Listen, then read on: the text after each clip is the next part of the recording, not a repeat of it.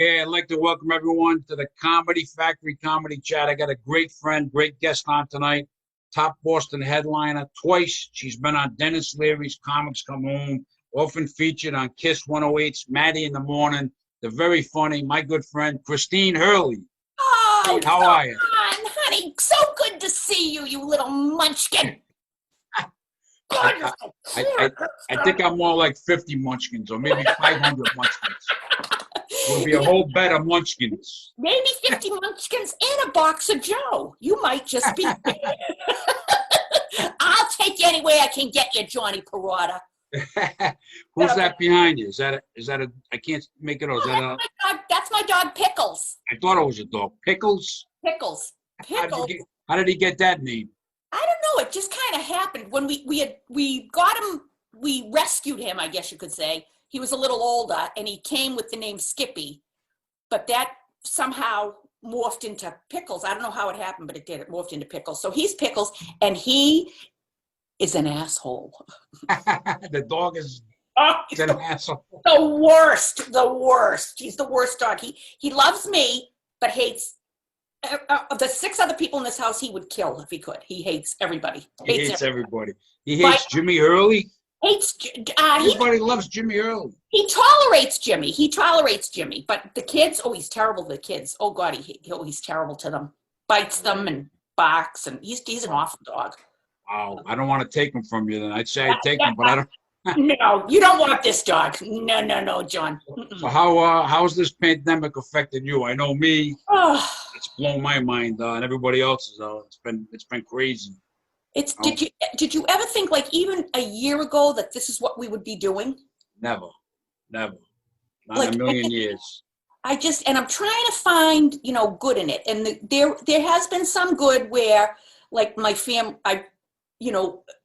because when I was working actively, it was, 5 nights a week out, Jimmy and I, You were going 150 miles an hour. I was putting shows together, my own shows, and booking comics and running open mics and a comedy school, and exactly. I was going 150 miles an hour. I mean, not as not as big as you. I mean, I think it's exactly the same. But so now, what I've realized is, so for the past, I've been doing it for like 15 years. So for the past 10 years, probably pretty hardcore. I missed my family. Like Like being like home with them it's been great. It really, I love being with them, and and it's been nice to, I have turned into a very lazy person, like sometimes, a shower would be nice. I wear pajamas all day, every day. I don't wear a bra anymore at all. My God, now my boobs have turned into belly button warmers.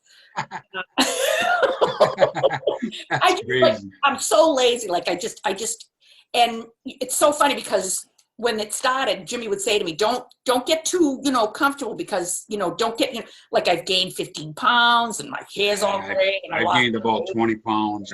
It's just, he's like, don't get, he said, because you're going to get a phone call, comedy's back, and you're going to hate yourself, so, which did happen this weekend. I worked, we worked up at Giggles in Route 1 in Saugus. I did Wednesday night, Thursday night. No, I did, Wednesday night, Thursday night, Friday night, Saturday night, Sunday night.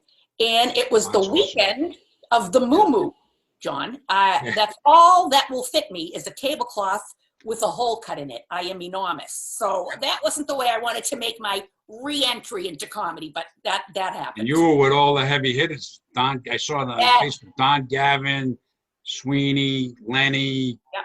Kenny Rogerson. I've worked with all those guys. Yep. Absolutely. I haven't worked with Jackie yet. What a great guy he is. It was called, the show was called Two Legends and a Queen.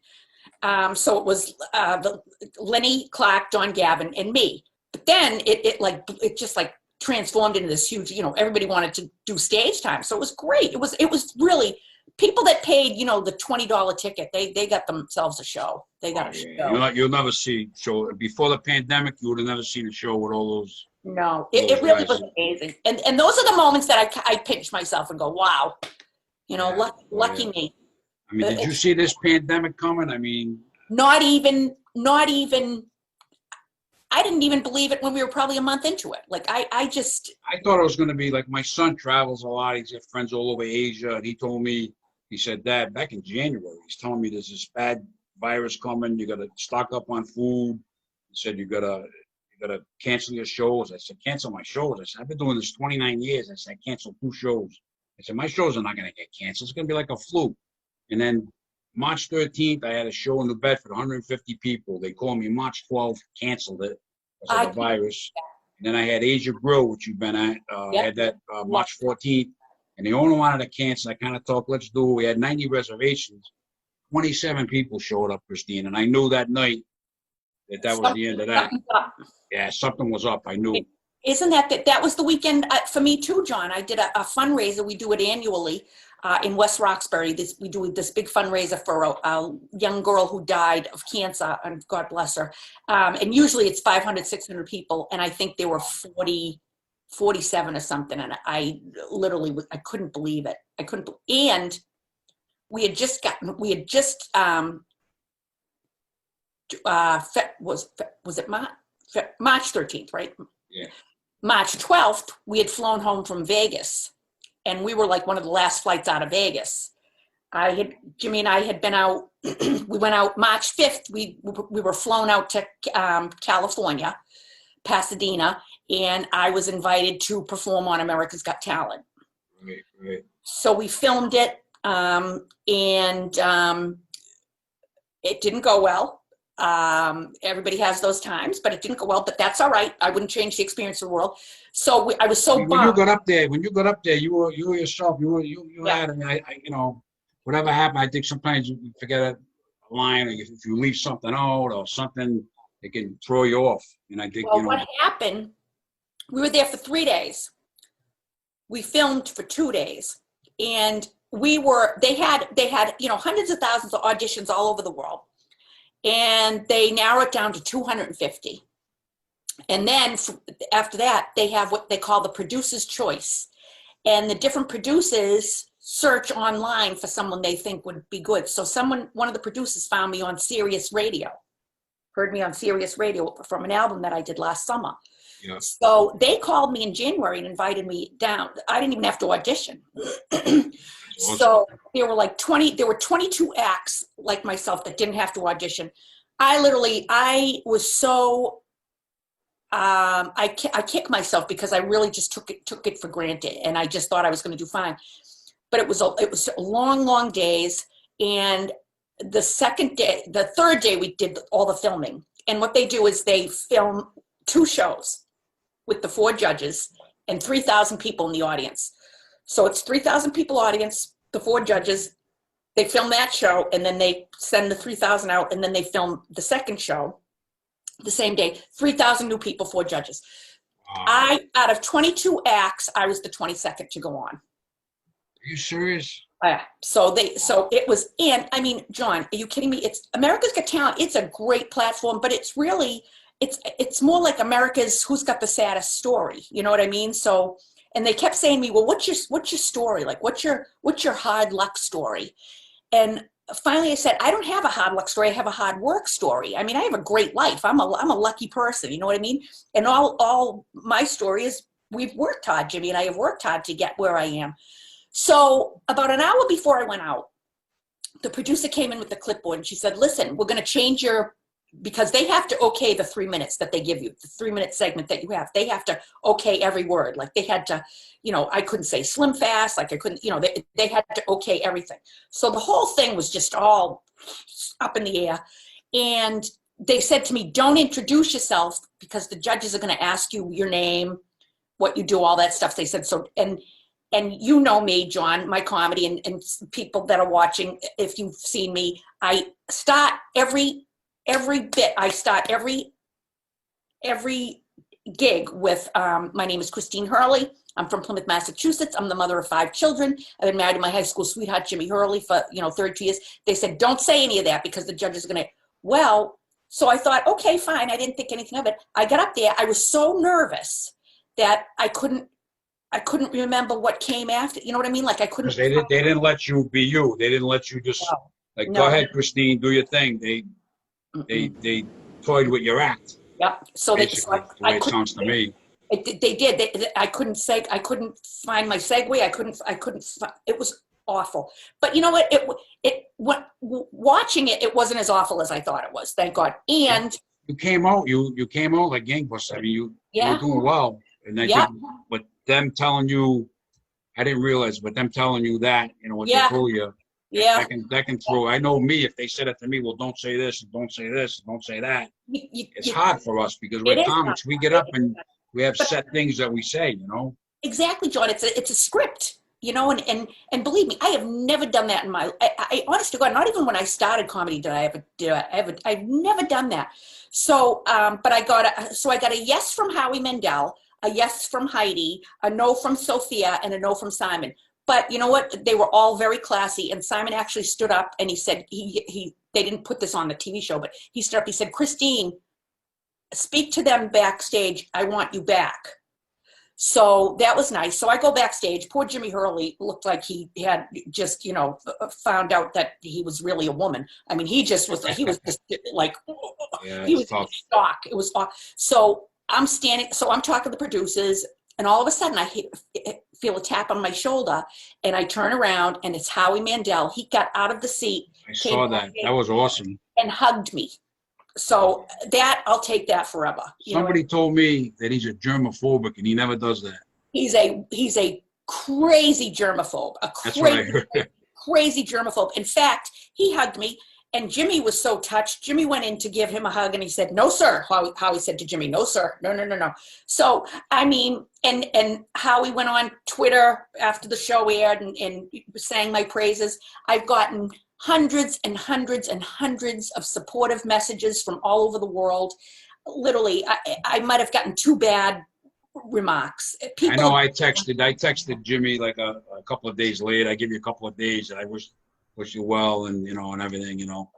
So I booked you numerous times, and I've talked to Jimmy many times. And so I mean, I was like, I felt bad. I mean, I didn't want to see anything happen like that to you. Oh, I know, honey. That's why I love you, John Perrotta, because and you know what? It just wasn't my time. Just wasn't my time, and I'm over it. And lucky me. And hey, I've got a film clip that's a beautiful clip. It's I'm good with it. A lot of times, something happens like that, you wind up getting more support than you would have. You know what I mean? I believe that happened to me. My niece lives in Oslo, Norway. She said they have a website or something over there. Bring Christine Hurley back to America's Got Talent over in Norway. Yeah. Jeez. Yep. Do you think they'll have you back? Do you think they'll have you back? They'll ask me back. Yes, I do think so. I've gotten so many nice. I've had so many nice conversations with the producers, the attorneys. Yeah, I'll be back. Yeah, that'd be great. Yeah. Yeah, that was that must have been quite the experience to be unreal. Yeah, I mean, I've done some theaters and stuff. The biggest thing I did was 2,000 people, but 3,000 people and people watching all over the world. That must have been. Can't even imagine. Yeah, like Tony V says, don't worry, nobody watches that show. Tony V's crazy. So that, you know what, it's everything. I believe everything happens for a reason. So one, I don't want to sound corny, but one door closes, another will open. I'm not worried about it. I know what I am, and I know that I'm good, and I know that I work hard, and it'll be fine. I remember you the first time you got on Dennis Leary's Comics Come Home, and then you got on again. Right. I thought that was awesome. To be on that awesome. Show, to make that show and be a part of that show with that lineup. They always had top comics. It was it literally was a dream come true, John. It literally that was the biggest moment of my career. That was just. I mean, the first year I did it with Louis C.K. Louis C.K., Jimmy Fallon, Ray Romano, Dennis Leary, Stephen Wright, Lenny, and then they asked me back 3 years later, 2018. I did it with Brian Regan, Pete Coriali, who's Sebastian Maniscalco's guy, who's the other guy that I love? He was on Saturday Night Live. Oh, Jim Brewer. Oh, he's great. Love him. And Billy Gardell from Mike and Molly. Oh, wow. So the whole experience was just, I'm so lucky. So if they tell me I'm fired from comedy tomorrow, believe me, I've had a great run. Great run. Yeah, you've done fantastic. Yep. I've been doing it 29 years, and I'm wondering, God knows when, the way that a lot of my rooms shut down, and I'm kind of just doing these Zoom shows, getting connected with comics I book, friends, and trying to have fun and stay sane. Right. That's a great thing to do, John. That's a great thing to do. And you, John, are the most beloved human being. Everybody. I have never heard anyone utter a bad syllable about you. You didn't talk to my 2 ex-wives, Christine. I'm not sure what they would say. They may have a different opinion. Well, they lose. They didn't call me a nugget. They didn't call me a munchkin. You're my nugget. You're my munchkin. Leave it, Johnny Perrotta. Those crazy broads. What do they know? I'll have you call them and tell them later. This is Christine Hurley. Listen. Oh, man. I'll take care of you, John. Don't you worry. Don't you worry. So what else have you been up to? What else? What do you got going on? You got many shows coming up? Or? I did, like I just did the Weekend at Giggles. I think my next show is...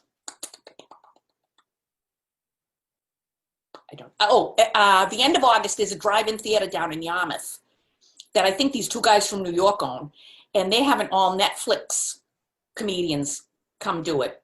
Wow. So August 24th, they're putting me and Lenny in there. Oh, that's great. Yeah. So that'll be good. That's supposed to be a pretty good one. I did another drive-in show for John Tobin at Patriots Place. Yeah. How did that go? It was tough. It was tough. We had actually 200 cars, so close to like 450 people, I think, were there.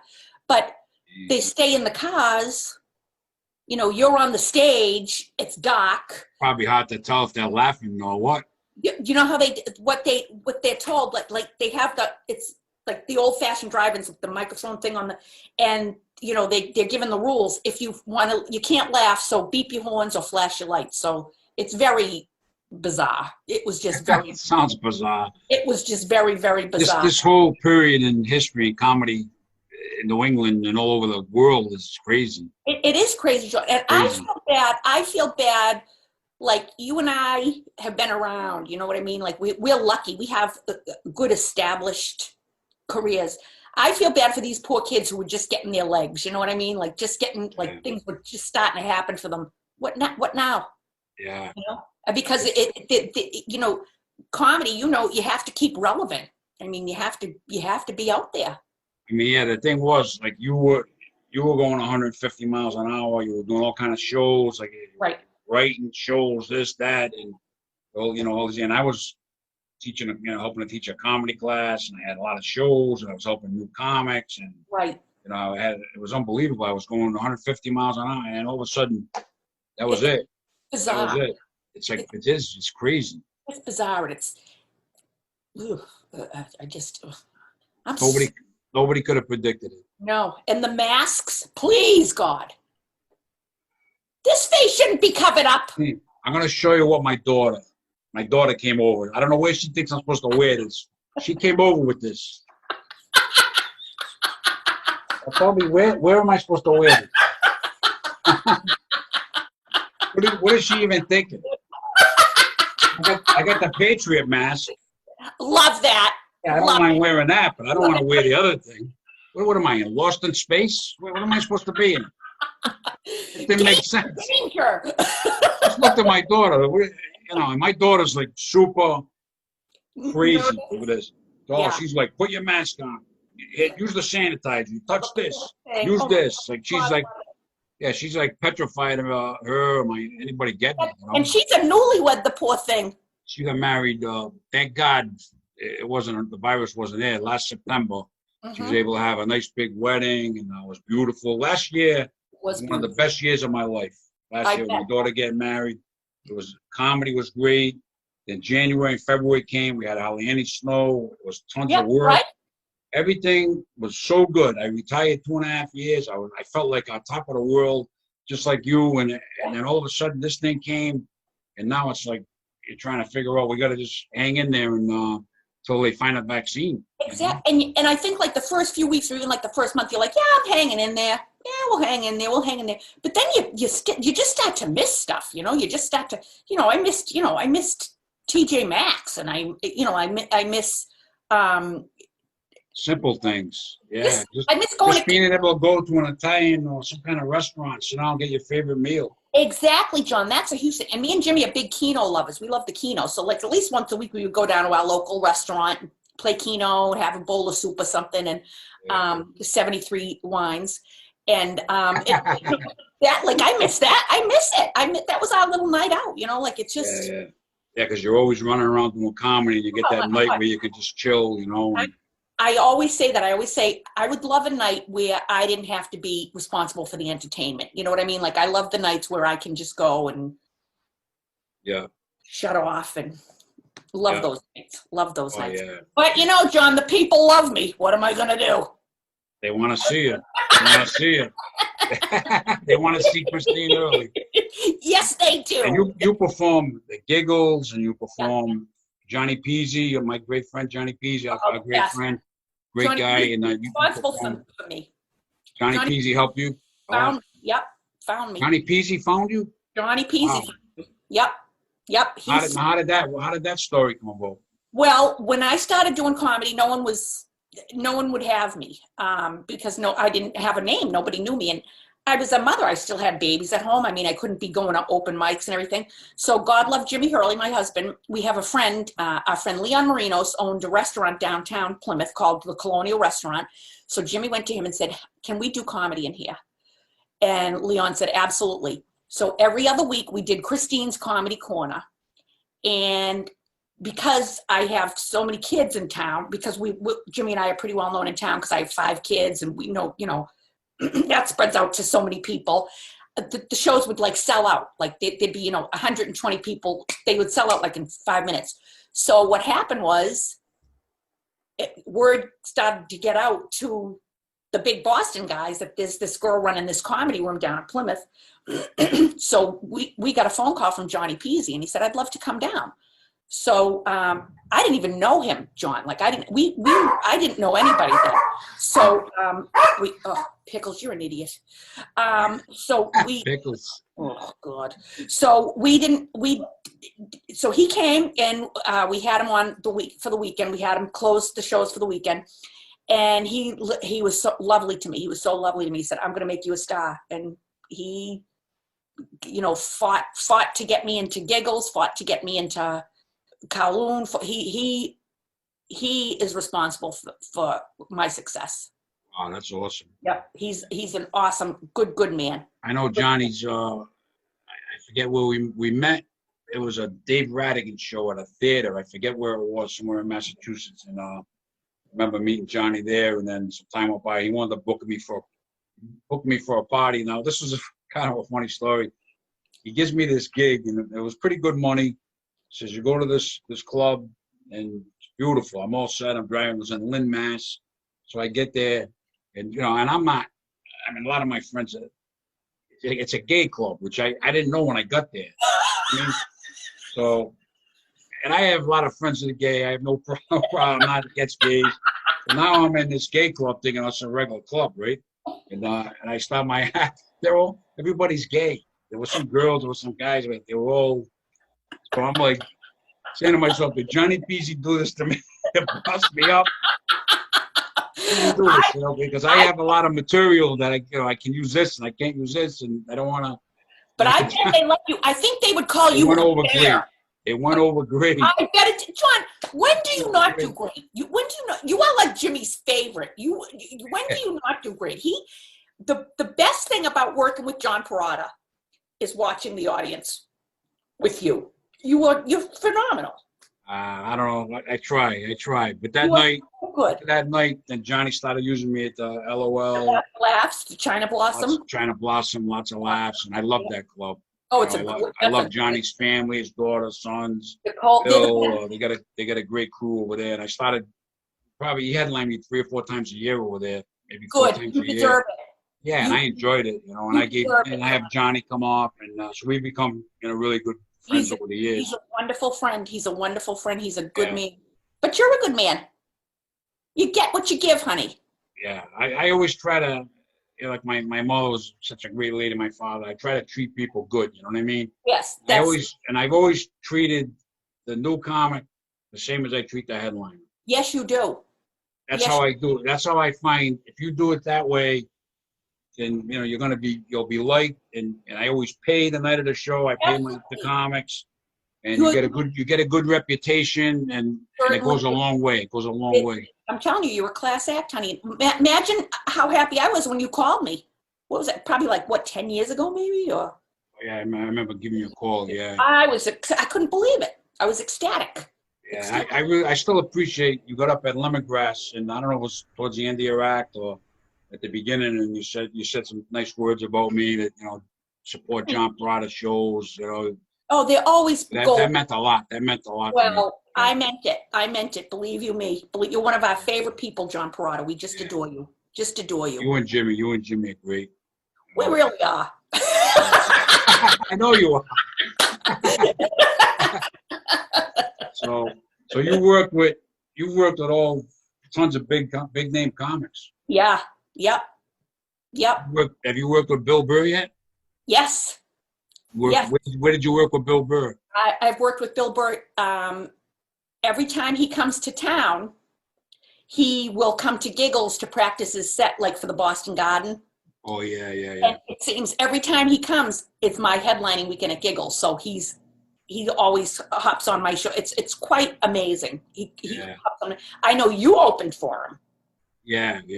I opened for him. I actually I met him in the early '90s, and we did a bunch of open mics together and stuff like that. And I started booking him for $25 spots, and I didn't see him. I didn't see him till he came to the Comedy Connection in 2009, and I opened for him on one of the shows. And he told me, when you go up, tell a story about how you booked me for $25. So I told love the story. And then in 2017, I got a text. I'm looking at my phone. Said, would you like to open for me at the Hampton Beach Casino Ballroom? And I said, who was this? And I'm looking, and I realized it was Bill Burr. I was like, wow. Are you kidding me? And I thought I was going to have a stroke. Yeah, that was the biggest night of my career was the night with Bill Burr. You know, that was amazing.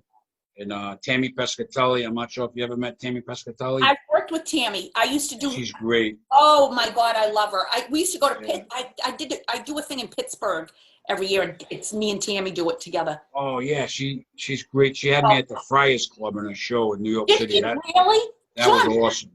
That's great. That was awesome. And working with you and Johnny Pizzi and one weekend. Johnny Pizzi booked me an entire weekend with Friday, Saturday, Sunday. It was with Lenny Clark all 3 nights. I think you were there 2 of the nights. Yeah. And there was some other great comics. That was a great weekend. There was Jimmy J.J. Walker, Dynamite. Yes. Yep. The Wheelchair Strong Foundation benefit. And so that weekend was one I'll never forget. So I've had a lot of great times doing comedy. I really enjoyed myself. You deserve it. You deserve it. You deserve it. And like you, we work hard. You know what I mean? We do. And you never know when you're going to catch a break. You know what I mean? So like you said, one door opens, another one closes. You don't know. It's the craziest thing. Yeah. I've gotten so much, like great work just from you. You never know who's in the audience. You know what I mean? Like I've got so much. Like I was supposed to do a big fundraiser for the Pete Frates Foundation, the poor young man that died of ALS. He did the ice bucket.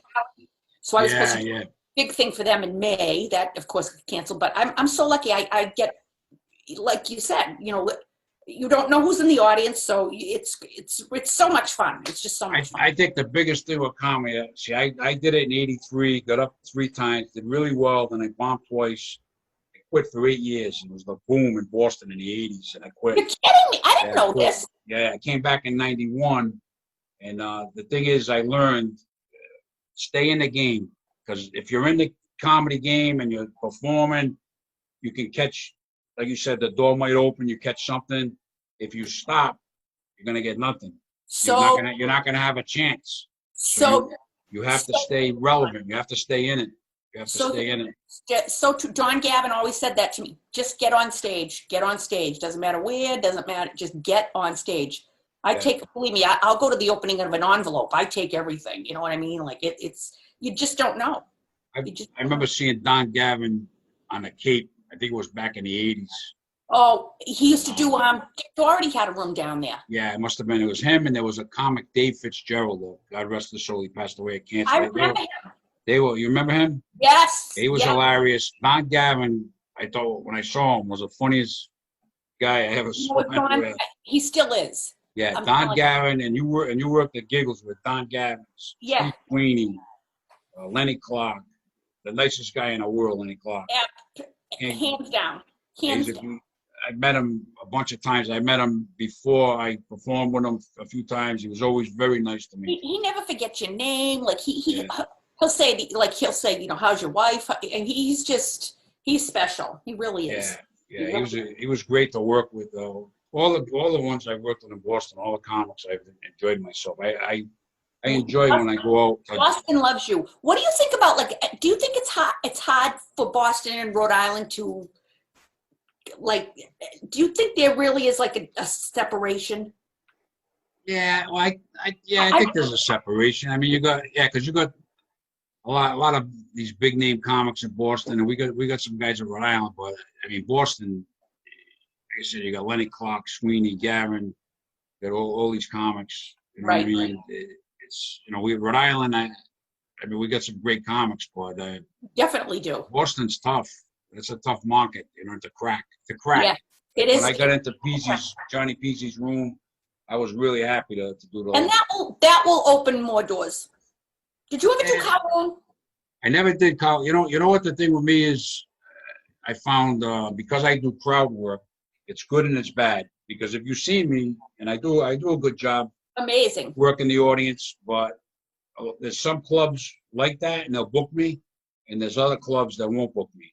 You know what I mean? It's just the way, because I do crowd work. That's ridiculous. That's just the way it is. I mean, it's fun. I always looked at it as if you go on stage and you're funny and you make the audience laugh, John, whatever you do it, if you're musical comedy, if you're doing props, some people don't like that, but if you're telling jokes or you're doing crowd work, if you get off stage and they laugh for your time, whatever it was, to me that's a funny comedy. Funny is funny. But it's not looked at that way, That's a shame. That really is. Yeah. That is a shame. But I love Rhode Island. I love you. I love Ace Aceto. I love Scott Higgins. But Scott's Connecticut, right? Scott's Connecticut. Yeah. Yeah.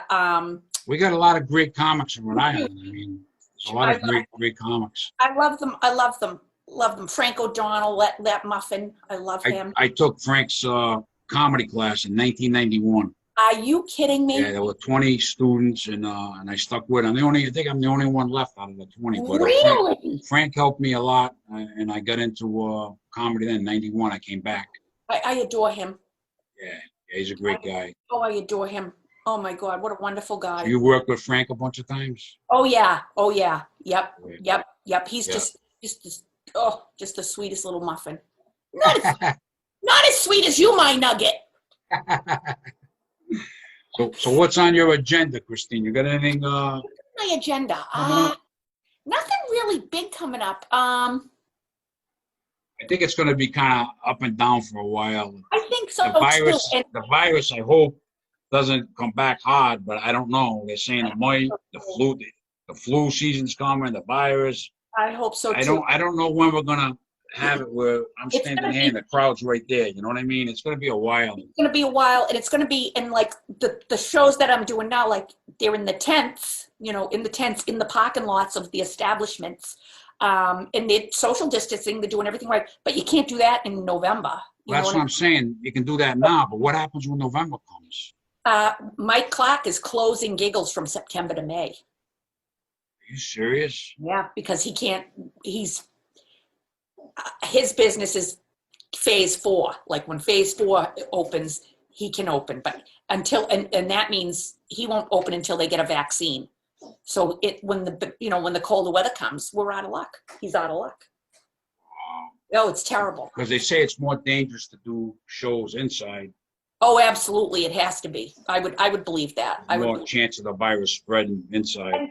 And plus, you can't have more than 40 people, I think, or something like that. So he's going to be broke. He'll go broke. So he's going to be closed, huh? Yeah, Wow. he's going to close from September to May. I wonder what a lot of the other clubs, like John Tobin's got a bunch of clubs, and Johnny Pizzi. I don't know what they're going to do. I did a virtual show, a virtual corporate show at Laugh Boston last week for John Tobin. It was bizarre. It was me and Will Noonan. Yeah. Do you know Will Noonan? Oh yeah, very well. We worked together many times. Great guy. Actually, we were on a show together with you down at Asia Grill. Yeah, because I got a picture of me, you, and Will. I got a picture of me, you, and Will, wherever that was. Yeah. Where was that? I don't think it was Asia Grill. I think it was maybe. But oh my God, he's the cutest little nugget. So the two of us are booked to do this corporate show, and I don't even know what the company was, but they were going to have. So we had to be on stage at Laugh Boston. Nobody in the audience, of course, and it was just being filmed. There was a cameraman there. So you couldn't hear laughter or, anything. So we're doing it, and the head honcho, one of the head honchos at Laugh Boston, Bob, was there. Will was up there maybe 10 minutes, and not even, maybe 5 minutes, and Bob's phone's blowing up. The little human resources girl from the company was offended because he said the word pot. He said the word. Oh my God. Said the word. He said the word porn, and he talked about his father being a policeman, and in these days, no one should be praising policemen. That's what she said. So Bob, crazy. Isn't that crazy? So Bob had to give Will a hook, and it comes back to me. It's crazy. It's insane. We were supposed to do 25 minutes each. So this is going to be like this, the way things are. I mean, the way the country's, all this stuff going on. I mean, it's crazy. It's insane. Yeah, he said pot, porn, and talked about his father being a cop. I'm like, well, so then Bob, the owner of Laugh Boston, comes back. He goes, Christine, I got to pull Will. He says, can you do 40 minutes clean? I said, are you new? I cannot do 40 minutes clean. Are you out of your mind? You wouldn't believe. I was on like DEFCON 1 up there trying to change everything into clean. It was a night. Like, the bit I do about trying to get my kids on the baseball team. Yeah. And I say, who do I have to get on this team? It's coming up, right? And in my head, I'm like, what am I going to do? What am I going to do? I ended up saying, excuse me, who will I have to take a nap with to get my son to baseball? I mean, so bad, just so bad. It was. How much time were you able to do? I think I did 20. And poor Bob, the owner, he's got like, I'm like, no, this is it, buddy. I can't, there's no way. Oh, it was awful. That's the thing I would like on the Zoom. I'm doing like a Zoom comedy talk show. I love. And I got here and there, I have some comics do stand up, but mostly it's a talk show. Sometimes I have one on, sometimes I have 4, 5, or 6 comics on. But as far as doing my act on Zoom, like I could do some material. I work the audience, and if they're telling me don't say this, don't say that, don't say this, I'd have a hard time. It's too stressful. But you know what? The good news, John, this little talk show that you're doing, I think Ellen's going to be out of a job soon. You think so? Oh, I think so. I think there's rumors of that. There's rumors. I heard that. Oh yeah. Yep. What would be better than just having a talk show called John? I wish. Why is Ellen going to be not going? Why do you think they're going to fire her? It's coming out that it's been coming out here and there over the past few years, but probably the past 6 months, people are really coming out saying that she's just unbearable to work for. And her producers now, I think 3 of her producers have been fired because of sexual harassment. So everyone's saying it's a very toxic workplace environment, and that she ends every show by saying, "Be kind to each other," but she's anything but that. I guess she's a real tyrant, I guess. So. Jesus. Yep. It's all She doesn't seem it, but behind the scenes, you don't know. I love her. I think I love what I see of her. I think she's hilarious, but you just never know. You never know. You never know. Nope. You never know. So for you, as far as upcoming shows, it's kind of up in the air. Yeah, I know it is for me too. It's up in the air. I bet, John. Do you have anything coming up? I got a couple of things that I booked, but like all the rooms, like I said, I was doing dinner shows. I was known for dinner shows, and all of them, they don't want to do it right now. They can't. They don't want to, and they're waiting to see what phase the state goes in. And I mean, I've just been more canceling shows. You know what I mean? Like, it's awful. It's awful. My phone used to ring. You know, some days I get 3-4 gigs for the future. You know what I mean? And I know you would. maybe a day or 2 you get nothing, then you get 2 or 3, and that's how it went. But absolutely, my phone hardly ever rings. And most comics, your phone's not going to ring right now. It's just so weird. There's too many comics for a pandemic and not enough work. Exactly. So what work there is, some comics will get some, but nobody's going to be busy like they were. No, it's impossible. No, it's impossible. There's very few private parties. I had a comedian do a bachelor party the other night, and he went and they had him perform on the other side of the pool. So there was a whole pool. They wanted social distancing. There was my friend. He was on one side. There was a whole pool, and then the guys were over there. I'm like, it's crazy. So, like, for me, I mean, I'm used to right there. The guys are in the crowd, and I like to bust everything, shake hands, and get a guy up and bust him up and do all my thing. You know, I can't even do my act. You know, it's awful. How would I perform across a pool? Is that ridiculous? Good thing you didn't hire me for the bachelor party, because when I do bachelor parties, I jump out of a cake topless. Christine. That is not social distancing. I hate to be a hooker in this day and age, huh? Out of business. Guys are driving down the street. There's hookers. You don't know which one's got the virus. You know what I'm saying? You're playing Russian roulette. Thank God for saran wrap. Crazy. Hey, Christine. You're funny. You always make me laugh. John, back at you, honey. You're the best. You always make me laugh. Yeah. Well, I mean, what else can we say, Christine? We're in a pandemic. We got to do the best we can. Amen. Take it a day at a time. Amen. You know what I mean? Yep. Enjoy your family, and you're right. God willing, to get a vaccine. God willing, right. I don't know when, but hopefully. Thank you for what you're doing, John, by keeping in touch with us, and that's a good feeling. Yeah, well, I'll definitely have you back on again. I mean, I'm having fun reconnecting with my friends and comics I booked, and I'm having new comics on too, and the veterans. And God love you. You know, it's nice. It's nice. You know, I had Tammy Pescatelli was on with me. Oh, beautiful.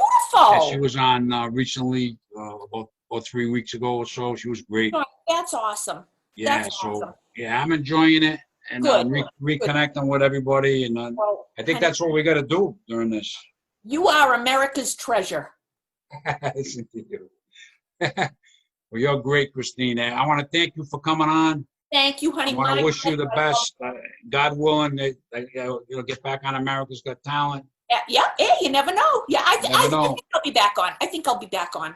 I auditioned once for that in downtown Providence. Oh, you can't. I went in a room, and they had four or five contestants standing next to each other.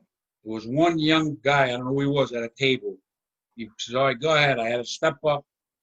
You got 90 seconds. I did the 90 seconds. He said, keep going. And I was like, I couldn't do my act like working in a crowd. I had material, but I was like, I was nervous. It was a tough situation. You're in a room with, there's no crowd, no nothing. Oh, it's awesome. So obviously I didn't make it, you know, so I was disappointed, but what are you going to do, you know? Well, listen, honey, if I get back on, I'm taking you with. Yeah, you take me. Yeah. I'll come with you and Jimmy, and I'll hang in the back. And You maybe come- Howie will hug me next time. Maybe he will. They'll say to me, "Who's the big guy?" I'll say, "That's my fluffer." You're crazy, Christine. I never heard that. What's a fluffer? A fluffer, they have them on porn movies. They they get the man and the woman ready. Oh, is that right? I'm retired now. I can't do comedy right now. I couldn't be a fluffer either because I'd probably get the virus. I'm sure there's being porn with masks on somewhere, John. I'm sure they're looking for a fluffer. How are they going to film a porn movie Not in gonna this happen. day and age? Not gonna happen. You'll have to have plexiglass between you. They're going to have to watch the old porn movies. What else are they going to do? You know what they say about the old porn movies? That's more Bush than Kenny Bunkport on Labor Day, Johnny. I don't want to let you go because you're making me laugh. You got one more you can give me before we go? I don't think so. That's it. Next time you do a corporate gig, bring me, and I'll probably get arrested. I'll probably get arrested. It's okay. Christine, it's been great having you on. John, I wish you the thank best you so of luck. Thank you so much. The Hurleys adore you. Yeah, tell Jimmy and all your family stay healthy. Absolutely. You too. Yeah, you're awesome. You're awesome. Back at you, boo.